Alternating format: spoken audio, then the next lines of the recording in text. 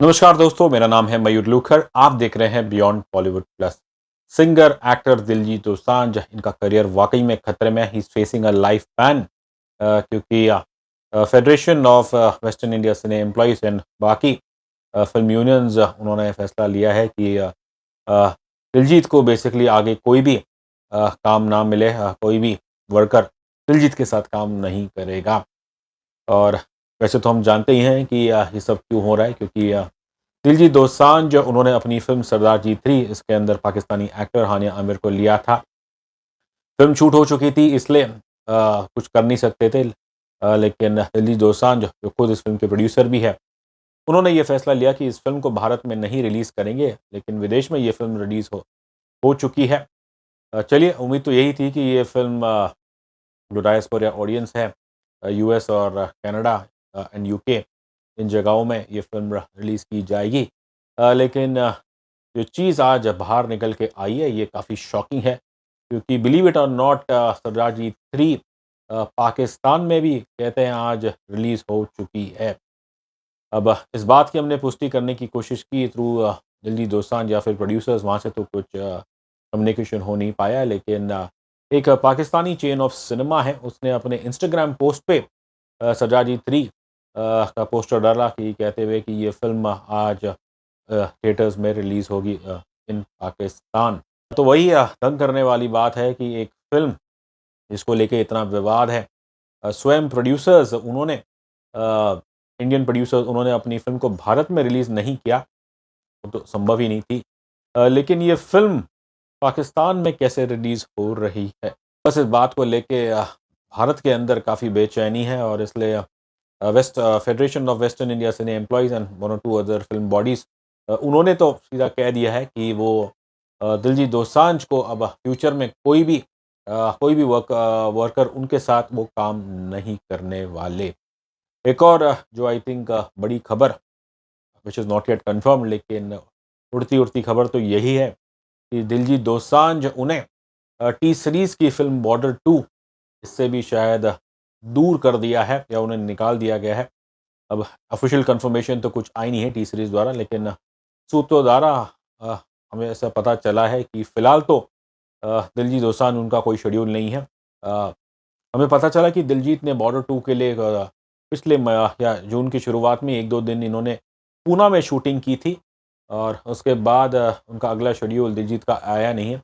कहते हैं कि फ़िल्म की शूटिंग फ़िलहाल तो नहीं चालू है, लेकिन जुलाई में रिज़्यूम होगी, और तब यही आशंकाएँ लगाई जा रही थी कि तब दिलजीत दोसांझ बॉर्डर 2 के लिए शूट करेंगे। लेकिन आज जो बातें बाहर निकल के आ रही हैं, वो यही इशारा कर रही है कि शायद दिलजीत दोसांझ को अब बॉर्डर 2 से निकाल दिया है। और ये फ़ैसला केवल ना सिर्फ़ प्रोड्यूसर टी सीरीज़ का है, बल्कि कहते हैं कि इस फ़ैसले के पीछे फ़िल्म के जो लीड एक्टर हैं सनी देओल, उन्होंने भी अ, अपनी सहमति दी है इस डिसीज़न को, और शायद बाकी एक्टर्स, वरुण धवन है, maybe they also feel the same. अब ऑब्वियसली ये सब कुछ ऑन रिकॉर्ड तो कुछ है नहीं, बट ये सब उड़ती-उड़ती बातें हैं।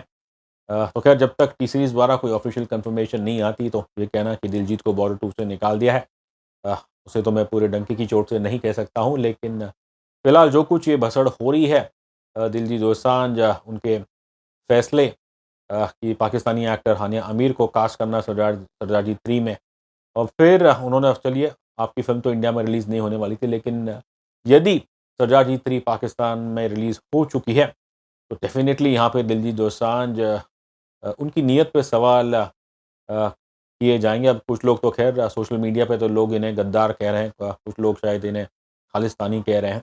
देखिए, मेरा ये मानना है कि पाकिस्तान जिसने भारतीय फ़िल्म्स 2019 से तो उसने बैन कर दी थी ऑल इंडियन फ़िल्म्स।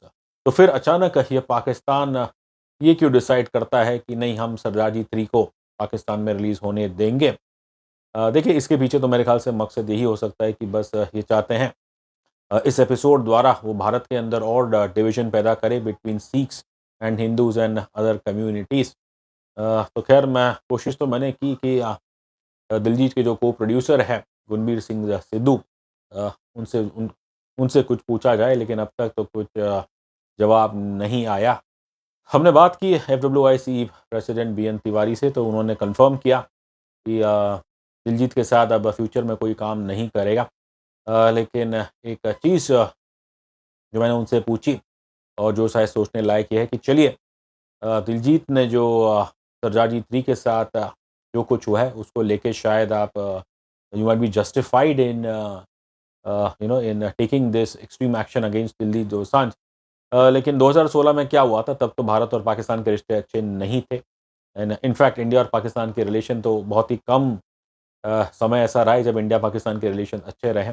2016 में पठानकोट आतंकी हमला हुआ था, उरी अटैक हुआ था और उस दौरान फिर करण जौहर की फ़िल्म ए दिल है मुश्किल जिसके अंदर फवाद खान थे as one of the main leads. Uh, लेकिन सरप्राइजिंगली उस दौरान even though a lot of people had called for this film to be banned, लेकिन ऐसा हुआ नहीं थी। शायद मे बी कोर्ट ने इसकी मंजूरी नहीं दी थी। देखिए, जितना मैं कुछ जानता हूँ कि भारतीय सरकार कभी भी ऑफ़िशियली अ, ये चीज़ लिखित नहीं दे सकती कि आप पाकिस्तानी आर्टिस्ट को बैन कर दें इंडिया में, क्योंकि obviously this will have to go through, कोई ना तो कोई इसे शायद अगर चैलेंज करता है तो this will have to go through law. और शायद अभी जो भारतीय संविधान है या जो भारतीय लॉज़ है, अ, उसके अंदर तो मेरे ख़्याल से एक इस तरह का कोई ब्लैंकेट बैन ऑन पाकिस्तानी या फिर any other artist from particular nationality वो तो शायद लागू किया नहीं जा सकता। बट मैं वही सोच रहा हूँ कि 2016 में करण जौहर ने फवाद खान को लिया, फ़िल्म रिलीज़ हो गई and surprisingly film in spite of so many calls for boycott, Ae Dil Hai मुश्किल ने तो भारत के बॉक्स ऑफिस में अलोन कुछ 100 करोड़ कमाए थे। तो फिर ये आपको सोचने पे मजबूर करती कि तब हमारी दर्शक क्या वो देशभक्ति भूल गई थी?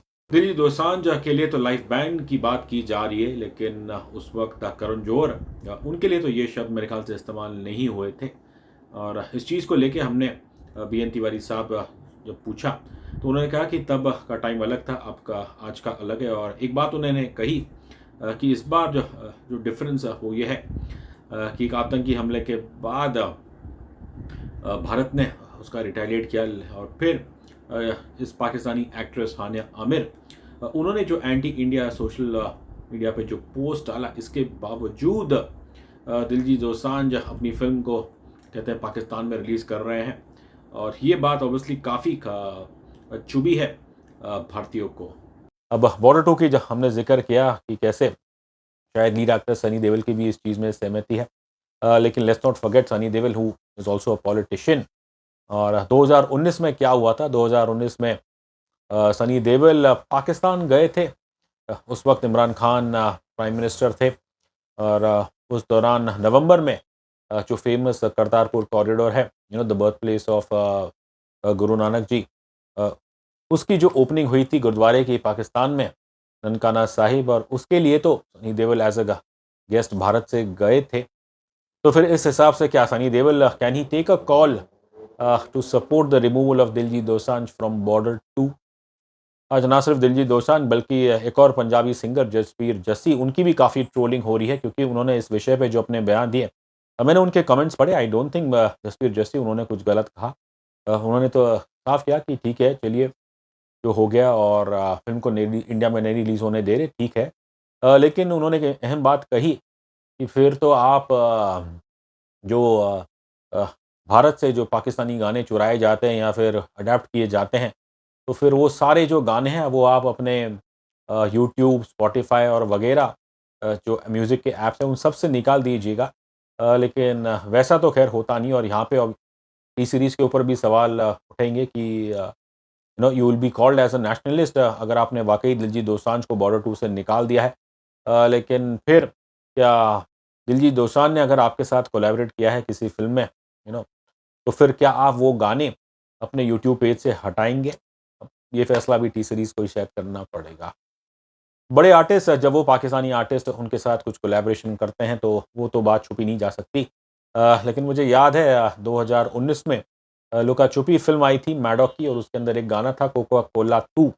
और उस वक़्त ही जब मैंने गाना सुना था और इसके बारे में जो पढ़ा था कि दरअसल ये जो गाना है ये एक रीमेक है, और इसके जो ओरिजिनल क्रिएटर है वो है एक Pakistani rapper who goes by Young Desi, और इनका रियल नाम है वकास सईद। एंड इस गाने को जो रीमेक किया था लुका छुपी में, I think Tony Kakkar, in fact Tony Kakkar has collaborated with Waqas Saeed on quite a few recreations.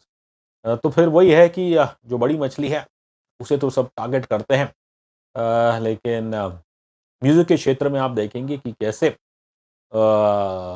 Some people like Tony Kakkar, क्योंकि वो इतने नामी-गामी नहीं है। और जब ऑब्वियसली आप एक आर्टिस्ट का नाम, रैपर का तो ख़ैर रियल नाम वो रखता नहीं है, एक उसका स्टेज नेम है जैसा कुछ रहता है।